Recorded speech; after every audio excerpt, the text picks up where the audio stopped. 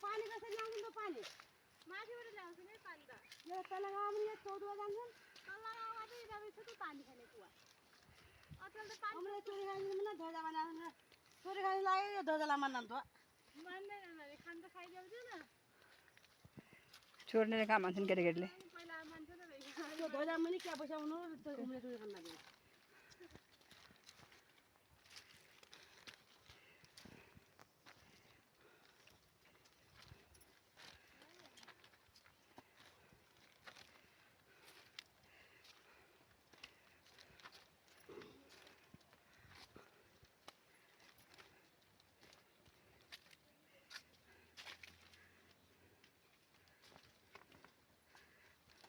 नानीको भिडियो